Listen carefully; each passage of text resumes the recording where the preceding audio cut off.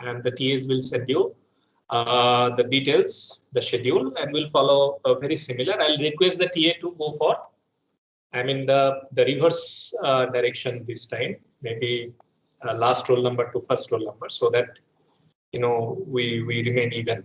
Okay. So 7th and 8th we have quiz. So today is the last date for your submission for your tutorial. I think by now you have submitted, because after this it will not be considered.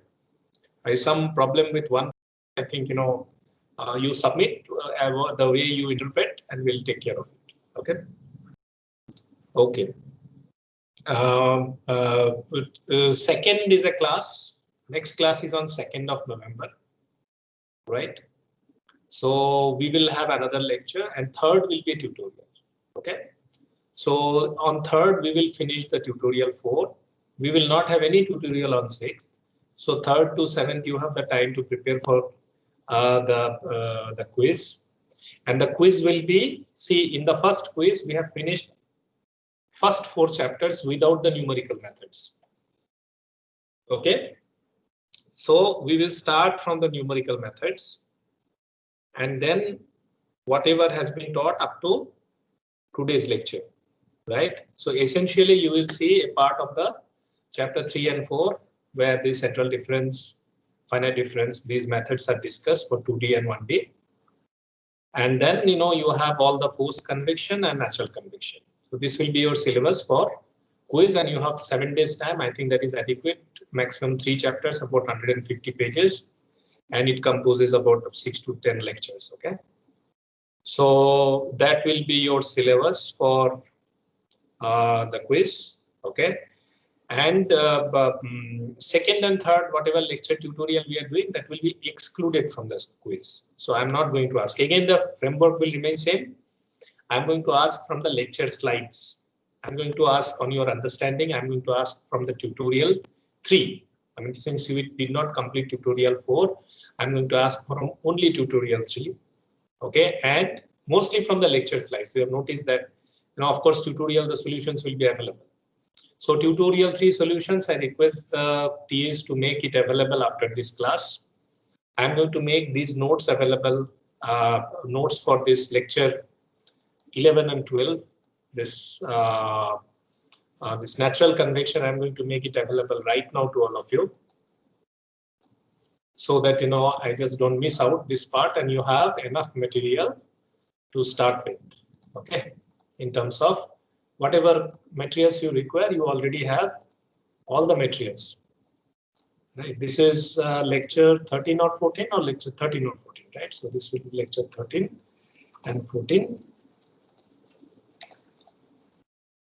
And you have all the materials associated with that with you. Okay.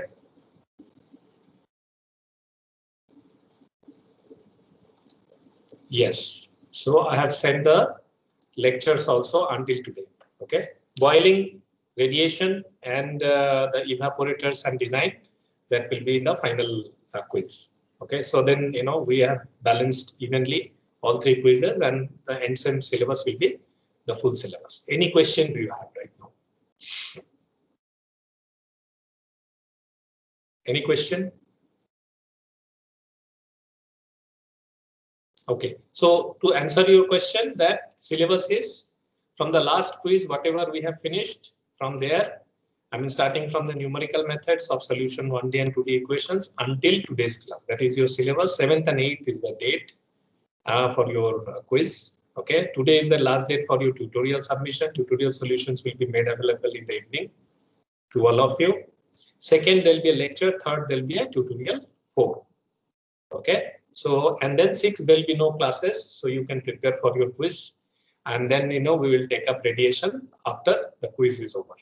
Then we will be remaining with 2 chapters. One is the radiation, which we'll do for a few weeks, and then we'll go for the final evaporator design, heat exchanger design chapter. So this way we will finish the course. Great. So if you do not have questions, so let us start today's lecture.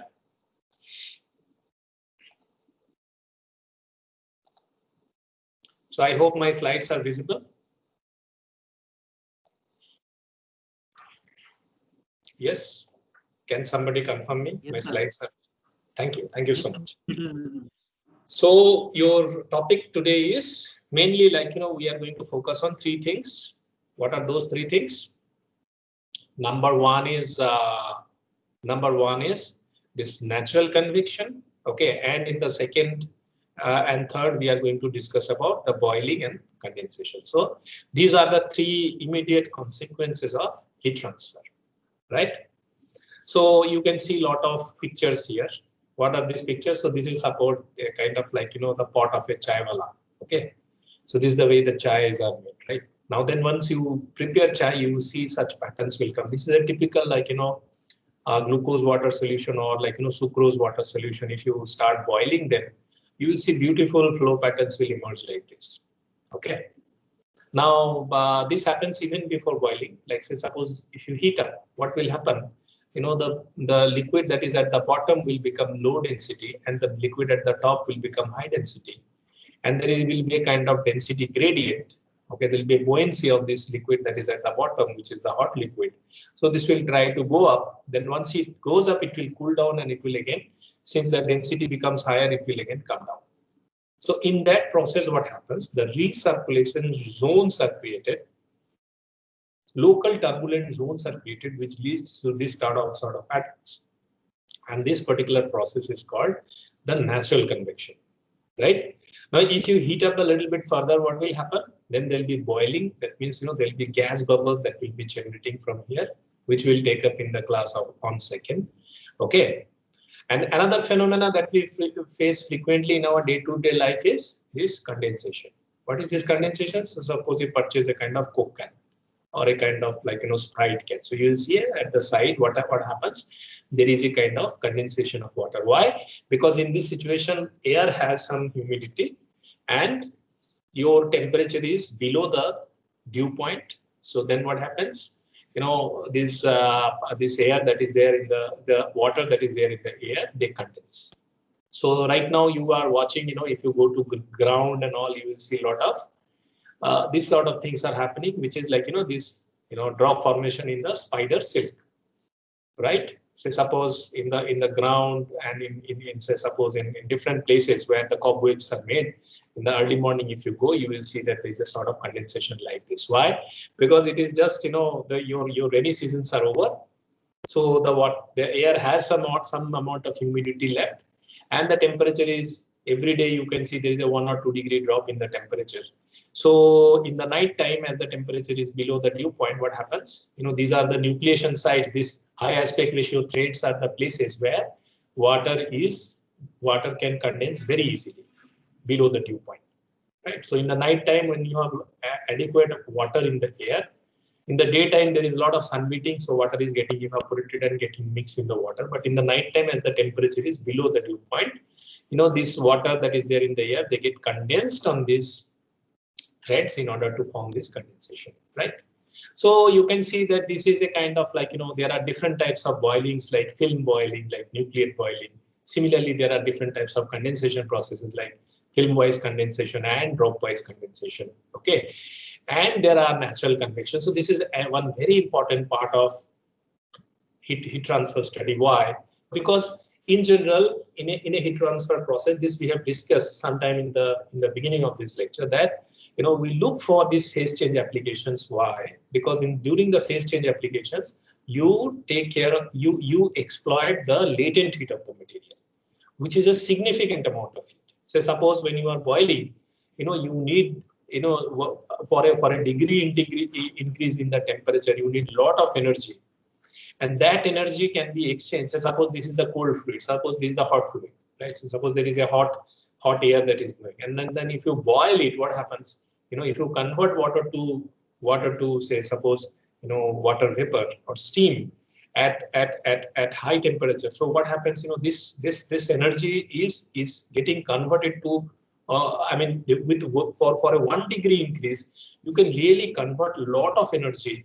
You can take a lot of energy out of the system. Okay. Now, similarly, if you are looking for a cooling, say suppose if this is freezing, then you can take a lot of energy out of the system, because for that 1 degree you are taking a lot of heat out of the system. So that's why these phase change processes are very, very attractive, but you understand that as the natural convection chips in, as the phase change chips in, the mathematics of the whole thing, we were doing simple liquid with simple conduction with a kind of ad hoc convection calculation. Difficult for last 2 chapters. So here, it becomes even more difficult. But then, people have made workarounds, and now you understand that as an engineer, your job is to focus on the different types of smart methods that you are going to apply, right? Different types of smart methods that you are going to apply in order to really lead to a kind of situation which is very close to the real one. But these are not real solutions, because in real solution this is very, very different, right? So you can see that this is a kind of typical system, although drawn in a reverse manner. This is, I think, one should suggest Hallman that change this figure, because it is a bit counterintuitive that it is a kind of like flat plate, and then there is a fluid, and then the fluid is flowing, and say suppose this fluid is flowing down the flat plate. So ideally this should be the other way around, right? So this should be like looking like something like this.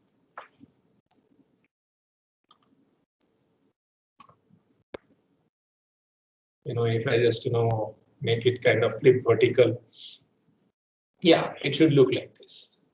Okay, so ideally one should have something like this, that there is a plate, and then there is a fluid that is coming. This is a hot plate, fluid is coming, and then as the fluid is coming down this hot plate, what is happening? There is a heat transfer. So now the situation is that there is a hot wall, and then there is a cold wall, or there is a hot fluid, there is a cold wall. Okay, there is a temperature gradient. Now when there is a temperature gradient, what do you expect?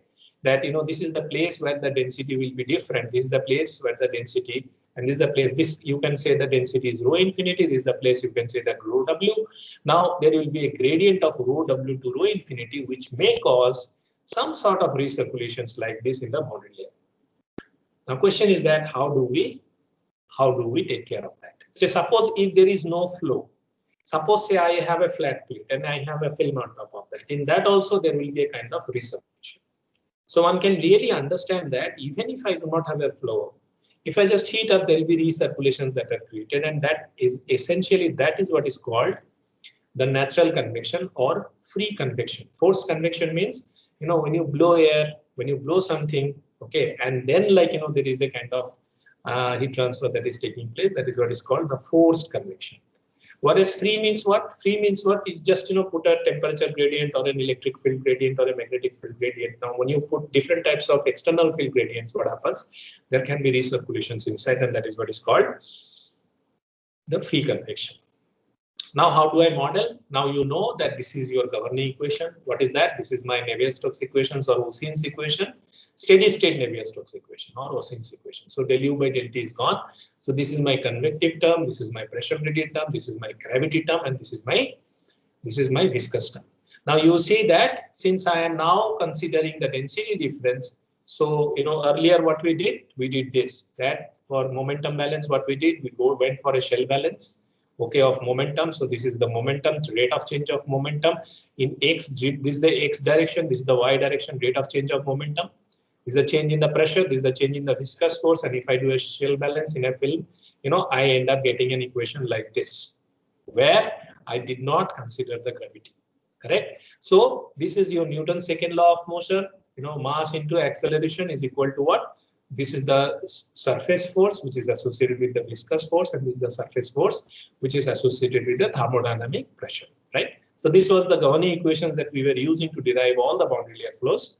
But in this situation, what we are doing, you can see that apart from two surface forces, one body force makes an appearance, which is rho g, right? And rho is the density, local density everywhere, right? Now, in a situation, when you put the body force here, what you can do, you can write this del P by del X. Suppose if this film is flowing down, okay, and you did not apply any additional pressure drop. Say suppose if I drop it from top to bottom like this, right? Now if I do that way, I did not apply any pressure drop here. Moment I release it, it comes down under gravity. So That pressure drop you can represent in terms of a density which is called rho infinity, which is the density of this free stream. Okay, so rho infinity G minus rho G. So you can replace this del P by del X with rho infinity G in this equation. So modify this equation, G into rho infinity minus rho mu del U square. So this becomes your governing equation. When you replace this pressure drop, you consider this falling film flow in terms of rho infinity G. Okay. Now this density difference is what is the say suppose in the free stream you have rho infinity and near the wall because of the coolness or hotness of the wall there is a sort of density change, and that's what is your rho infinity minus rho. Okay. So now next what you do, you try to define a term called coefficient of volume expansion, which you are studying in thermodynamics, is defined as 1 by V. That V is the original volume, rate of change of volume with respect to temperature at constant pressure. Rate of change of volume. This is a kind of class 7th, 8th standard you have studied this parameter for the first time, but in a partial differential framework you define it like this. Rate of change of volume. So suppose there is an object. I'm heating it up. What happens? It expands. So del V by del Tp tells me that at constant pressure, how much is the change in the volume with respect to the temperature per unit volume. Now this can be written as, if I just convert this partial differential equation into an algebraic equation. So V is the present volume. V infinity is the volume it was there in the beginning. V minus or V infinity is the volume here, of the total object, and V is the local volume, divided by V infinity, which is the original volume, divided by T minus T infinity. Just I'm approximating this in this form. And then if I consider this material to be incompressible. Okay, incompressible means what? Mass remains constant. So I can write V density becomes equivalent to volume, or the inverse of volume, when you take the mass to be constant. Correct. So in that process, you can see that this equation can be written as rho infinity minus rho divided by rho into T minus T infinity. So rho infinity minus rho can be written as beta rho into T minus T infinity. Why am I doing that? I am planning to change this density term in the form of what? In the form of temperature. So why am I doing that? Then, this temperature and the temperature balance equation, okay, the energy balance equation, which comes out to be like this. So now you can see that this is my temperature balance equation for this system. This is my momentum balance equation for this system, and the continuity equation is already there. So now these three gets coupled. So change of temperature will lead to change in the density. Okay, that change in the density will have the effect in the gravity. That effect is taken into account in the momentum equation. Okay, and subsequently, as the velocities are changing, that has a consequence on the mass balance. So that is the overall framework for a natural convection process. Okay, so what we did previously for the thermal boundary layer, that we first derived this equation. Okay, just a recap. Then what we did, we went for a shell balance around the boundary layer. What was the purpose here? First, we went for a location where we did the rate of change of momentum balance, and then whatever rate of change of momentum balance, from that we identified what is the net momentum flow. How? See, there is a rate of change of momentum, and because of the flow, there is a mass flow. Now this mass is also taking some amount of material. So the difference between these two is the reason why the boundary layer is formed. And from there we derive this equation, and then this is the rate of change of momentum, net momentum flow out of this system that we have found out, and that was equated with what? That was equated with the Newton's law, and this was the only term that was coming because of the friction. Okay, so we equated the friction with the rate of change of momentum in order to get the boundary layer thickness. Now, since the gravity is coming into picture, so what should I do? So you may see that this is my governing equation for the momentum. This is my governing equation for the energy. Okay, this is the condition I am using. By the way, beta for a ideal gas law will be equal to 1 by T. Why? Because V just replaced by RT by P. Okay, and then you do this perform at constant pressure, you integrate this, you will end up getting 1 by T. Okay, Now, if you take this momentum equation for natural convection, what is the situation? So suppose that u equal to 0, y equal to 0, u equal to 0, no slip condition. Okay. Now you say that u equal to 0 at y equal to delta. Why? Because in this situation you are not convecting it, right? So how the boundary layer is developing, boundary layer flow is developing because of this recirculation. This is the only difference from the see this boundary condition you are enforcing what? You are enforcing u equal to u infinity because you are trying to make a flow on top of a substrate where there was a unidirectional flow. But in this situation, you are not enforcing that. So in case of a situation where there will be forced and free convection together, what will be this boundary condition? This boundary condition will again become u equal to u infinity. Okay. So you can see that there is a very subtle difference in terms of defining the boundary condition for natural convection. So you have a vertical plate. This is a hot plate, and then there is a full film that is falling down, and this hot plate is conveying the temperature, and this air that is there in the side, that is more or less stationary. This is not moving, so the film is moving down, right? And that is the reason near the interface you are enforcing two boundary conditions. One is u equal to 0 at y equal to delta, and del u by del y equal to 0 at y equal to delta. So not only u is equal to 0, but the gradient is also 0, right? And what is happening at y equal to 0? So suppose at y equal to 0, you are assuming that y equal to 0, you are assuming that there is no flow, the convection is 0. Okay, but this is equivalent to what? This is equivalent to this. So there is a temperature difference. So the second derivative, so from momentum equation you are getting at y equal to 0, del square u del y square equal to this. This is coming from straight away from the momentum equation. So you can enforce these four boundary conditions for a natural convection situation. Now energy equation you solve under the framework of what? T equal to TW equal to y equal to 0 at wall y equal to 0, T equal to T infinity at y equal to delta, delta T by del y equal to 0, y equal to delta, and then this is the profile that you assume. So suppose if you are solving this equation, this is what? This is a hyperbolic equation, right? Equations following the same method that we did previously. So you may get a temperature profile like this. But this I come later. First, what I see that, say suppose in this sort of falling film boundary layer situation, falling film natural convection situation, what will be the integral momentum equation? So this is the rate of change of momentum that we already know how to derive. Okay, this will be equal to the wall shear stress, and this is coming out to be the one correction that is associated with the gravitational force. So you can see that instead of having only one term, which we had here, we have two terms coming. One is from the du dy and the other is from the rho gv. Now, if you know T, now if you know U, if you know delta, you know everything about this system. So how do we do that? Simple, straightforward. We assume that power series, we enforce this boundary condition. Okay, we evaluate the constants, and from there we get the profile for U. Similarly, we assume for temperature, and we get the temperature profile. Now if I plot this into this y by delta versus u by u max, you may see that this is the 0. This is the place where it was there, right?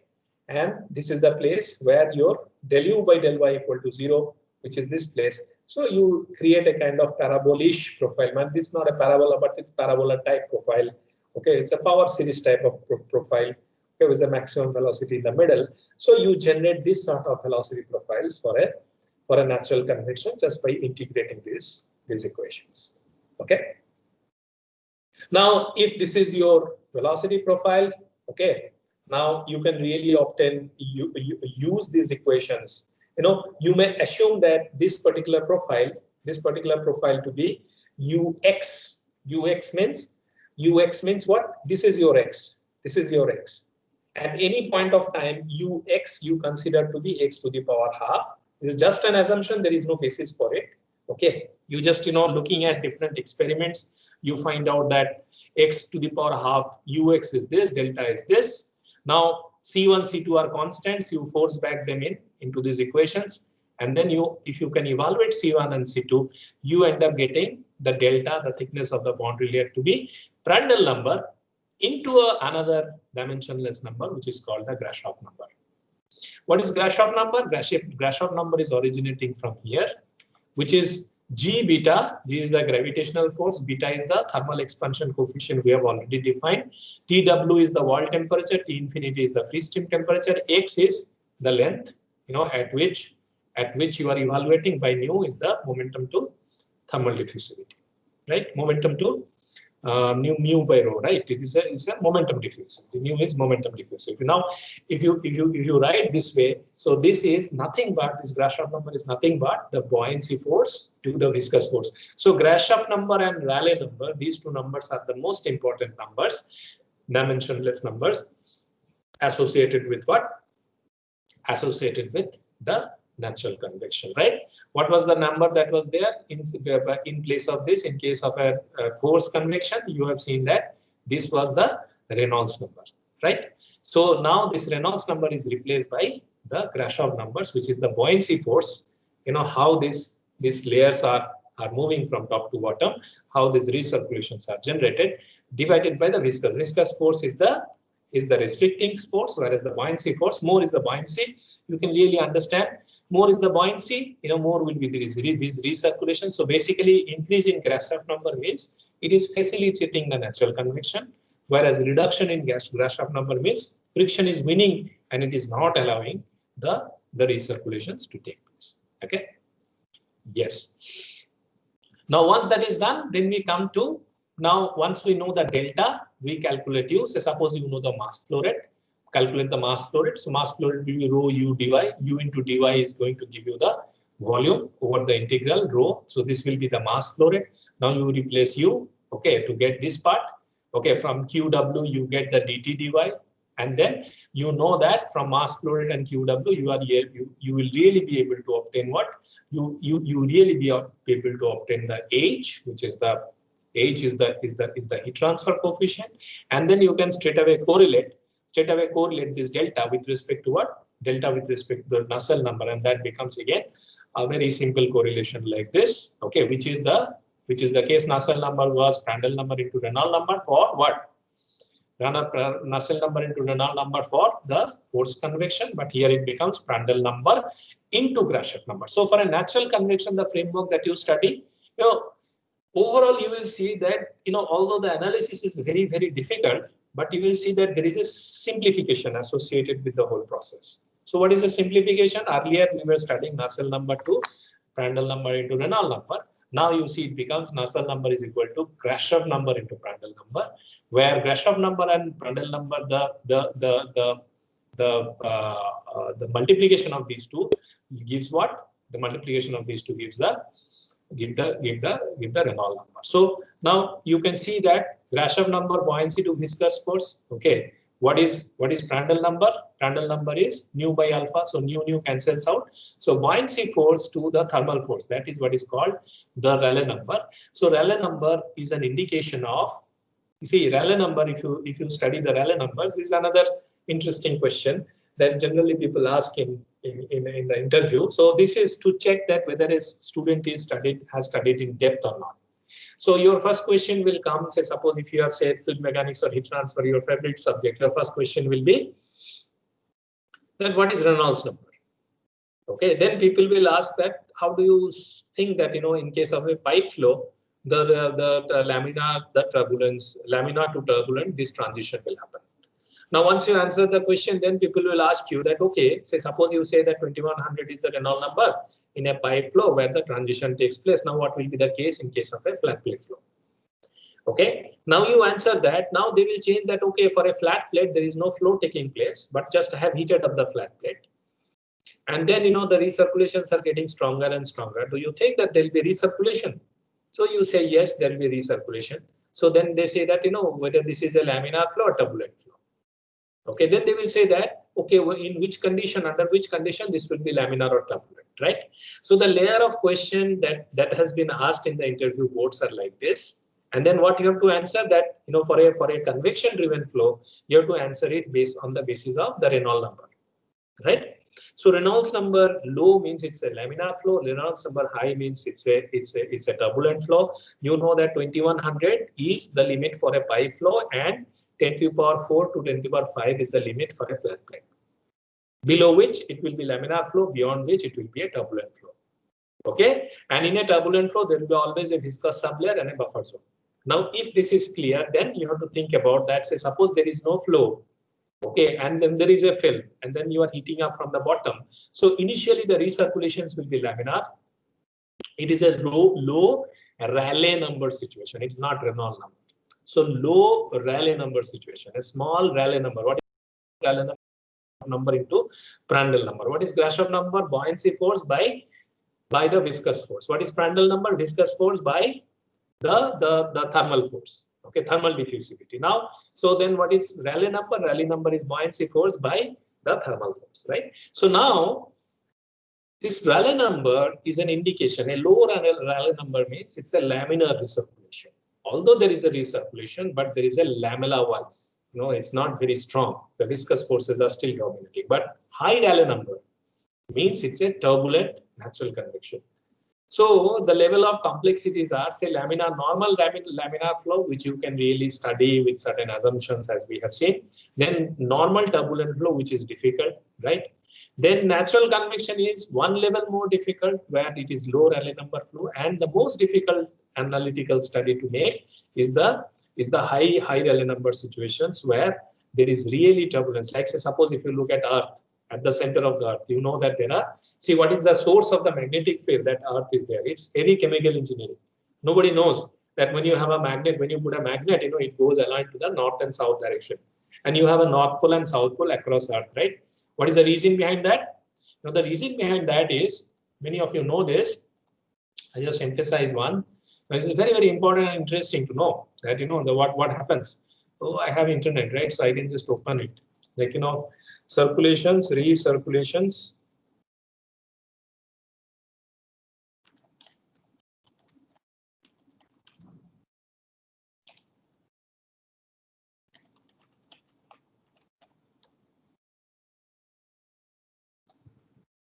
So in the Earth poles, you know, generation of poles. So if you look at Earth, okay, so Earth crust or Earth mantle, right? So if you look at Earth Rayleigh, this, you know, twin recirculations.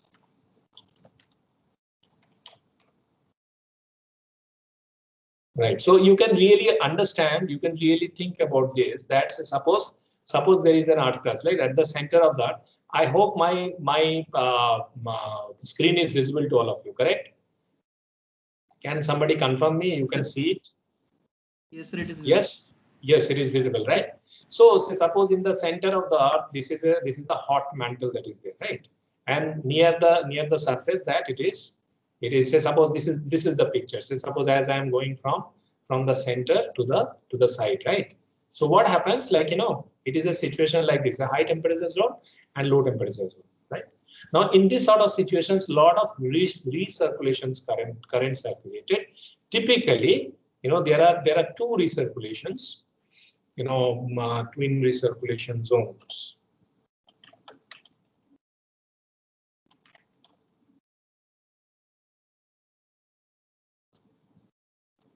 Okay, so I will send you that image. Okay, so I'll send you that image. So what happens? Suppose if you imagine this to be Earth, if you imagine this to be Earth,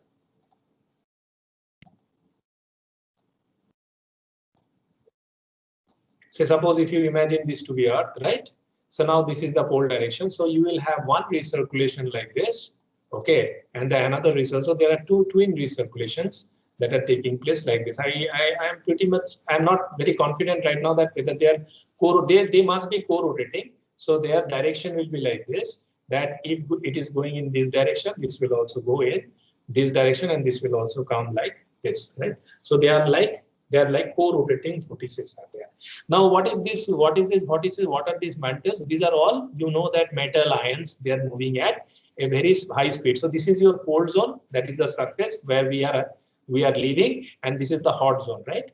So due to natural convection, there are two huge vortices that are there, in the earth crust or earth mantle at the center of the earth, where there is a temperature difference, and because of this there is an ionic. These are the ions. Okay, these are the ions that are moving. These are the ions that are moving. Now you know that if the ions move like that, what happens? You know, if they create a recirculation like that, what happens? You know, if ions move, they generate a magnetic field which is perpendicular to that. And the reason why we experience, this magnetic field is because of this natural convection that is taking place under the earth crust, okay, in the mantle of the, at the core of the earth, okay, in the mantle, where these recirculation zones, actually these recirculation zones is leading to that magnetic field, that pole that we generally see in the north and the south pole, right? And the recirculation strength is defined by the Rayleigh number. It's a high Rayleigh number flow. You know that, whenever there is a kind of